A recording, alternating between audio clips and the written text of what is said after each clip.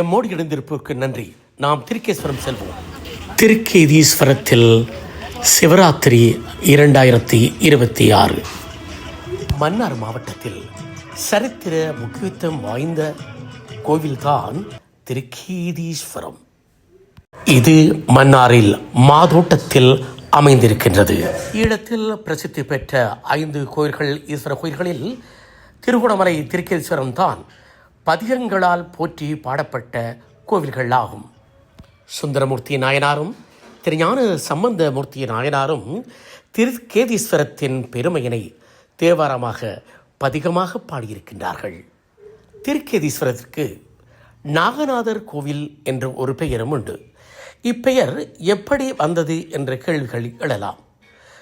நாகர் என்கின்ற பழங்குடி மக்கள் ஈஸ்வரனை வழிபட்டு வந்ததனால் இவ்விடத்தை நாகநாதர் கோயில் எனவும் அழைத்தார்களாம். இக்கோயிலின் புனித தீர்த்தமான பாலாவியில் நீராடினால் பிரமகத்தி எனப்படும் பாவங்கள் தீருமென இன்று வரை நம்புகின்றார்கள். அதனால் தான் இருண்ட போதிலும் தொடர்ச்சியாக இங்கே வழிபடுகின்றார்கள்.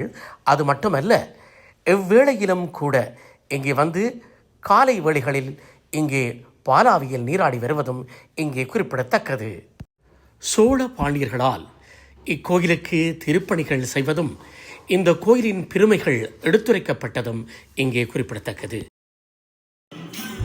சிவராத்திரி அன்று இரவு வேளை 9 மணியை தாண்டியும் பக்தர்கள் பாலாவி அந்த புனித தீர்த்தத்திலே நீராடி பக்தர்கள் செம்பு நிறைத்து தோள்களிலும் தலைகளிலும் ஏந்தியவாறு அங்கு சிவபெருமானை வழிபடச் செல்கின்றார்கள். வழிபடச் செல்வது மட்டுமல்ல, வரிசை கிரமமாக காத்திருந்து ஈசனாரை நீராட வைத்து அருள் பெற்று செல்கிறதை நாம் காணக்கூடியதாக இருக்கின்றது. பழங்குடி மக்களால் வணங்கப்பட்ட திருக்கேதீஸ்வரம் ஈழத்தமிழ் மன்னர்களாலும் வளர்க்கப்பட்டு பொது பணிகளால் பெருமைப்படுத்தப்பட்டதும் இங்கே குறிப்பிடத்தக்கது. இங்கே நாயன்மார்களையும் திருத்தொண்டு புரிந்தோர்களையும் நினைவு கூறாமல் இல்லை. 10ஆம் 11ஆம் நூற்றாண்டுகளில் ராசராசேஸ்வரர் கோயில் என சோழர்களால் அழைக்கப்பட்டது. இம்மடமானது பெருமைக்குரிய மடமாக இருக்கின்றது. அது மட்டுமல்ல, கார்த்தியேசு என்பவரின் பொறுப்பில் இது தற்போது இயங்கி வருகின்றது. இதில் பலருடைய உழைப்புகள் இருந்தவையும் அங்கு நாம் காணக்கூடியதாக அங்கு உருவாக்கங்கள் கூறுகின்றன. அது மட்டுமின்றி எஸ்டிஆர் அவர்களின் பெருந்தொண்டும் இங்கே இருக்கின்றது. இதன் அருகில் இருக்கின்ற எஸ்டிஆர் என்கின்ற ஆதீன மண்டபமும் அங்கே பெருமை கொள்கின்றது. இது மட்டுமன்றி அன்னபூரணி என்னும் புதிய அன்னதான மடமும் கூட தோன்றியிருக்கின்றது. ஆண்டாண்டு காலமாக திருக்கேஸ்வரத்தில் பல சமூக தொண்டுகள் பலர் புரிந்த வண்ணமே இருக்கின்றார்கள். இருப்பினும் இங்கே கவலைக்கிடமானது இந்த இடம்தான். இதிலிருந்து ஆரம்பிப்போம். இந்த நீலப்பட்டியானது நாம் குப்பைகளை அங்கே இடுவதற்காக வைத்திருக்கின்றார்கள். ஆனாலும் குப்பைகள் எங்கே இருக்கின்றது கவனித்து பாருங்கள். இது யாருடைய குற்றம்? தாகசாந்தி தீர பல சமூக முற்போக்கு எண்ணம் கொண்டவர்கள் அங்கே பல அமைப்புகளாக தனித்தனியாகவும் கூட உதவிகளை வழங்கி வருகின்றார்கள். ஆனால் அவர்களால் வழங்கப்பட்ட இந்த கிண்ணங்கள் தரைகளிலே கிடக்கின்றன. ஆனால் இதனை இடுவதற்கு அங்கு இடங்கள் வைத்திருந்தும் பக்த கோடிகள் இவ்வாறு நடப்பது சரியானதா? பல்லாயிரக்கணக்கான மக்கள் கூடுமிடம். ஆகவே குப்பைகள் வருவது இயல்பு என நாம் தட்டிச் செல்லப் போகின்றோமா? கழிவுகளை எறிவதற்காக இடங்களை தந்திருந்தும் இப்படி எறிவது என்பது பக்தர்களுக்கு உரிய நற்பழக்கம் ஆகாது.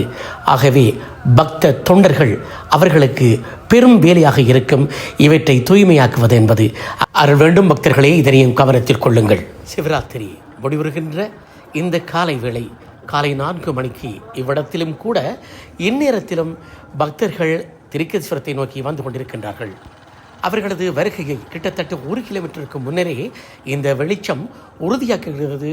நீங்கள் திருக்கேதீஸ்வரத்தை நெருங்கி விட்டீர்கள், அந்த சிவனுடைய ஆலயத்தை நோக்கி விட்டீர்கள் என்பதை உறுதிப்படுத்துகின்றது.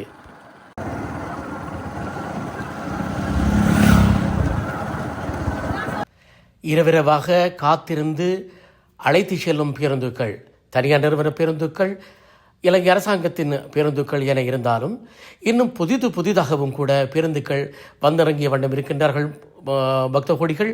அதை தவிர செல்கின்ற பக்தர்களுக்கும் கூட இவர்கள் அதற்கான ஒழுங்குகளை மேற்கொண்டிருக்கின்றார்கள். அது மட்டுமல்ல, ஆட்டோக்கள், சிற்றுந்துகள் யாதும் இங்கே போக்குவரத்துக்காக முன்னிக்கின்றன. தமிழகத்தில் இருக்கும் சிதம்பரத்தை போல 40 ஏக்கர் நிலப்பரப்பை கொண்டதுதான் திருக்கேதீஸ்வரம் என வரலாறு கூறுகின்றது. அது மட்டுமன்றி மன்னாரை அடுத்து மாதோட்டம் முன்னாளில் மிகப்பெரிய துறைமுக நகரமாக இருந்ததாகவும் கிரேக்கர், ரோமர், அரேபியர் முதலானோர் கடல் கடந்து இங்கு வந்து வர்த்தகம் செய்ததாகவும் இந்த மாதோட்டத்தை மருவினாற் போல அமைந்த வங்காலை எனும் இடம் வங்கங்கள் நிறைந்து விளங்கியது என்றும் இதை வங்கம் மலிக்கின்ற கடல் மாதோட்ட நன்னகரில் பங்கம் செய்த மடவாளமடு பாலாவியின் கரைமேல் தெங்கம் பொழில் சூழ்ந்த திரு கேதீச்சரத்தானே என்று சுந்தரமூர்த்தி நாயனார் பாடியருளியுள்ளார். நன்றி அன்புள்ளங்களே, எம்மோடு இணைந்திருங்கள், சப்ஸ்கிரைப் செய்யுங்கள். நன்றி.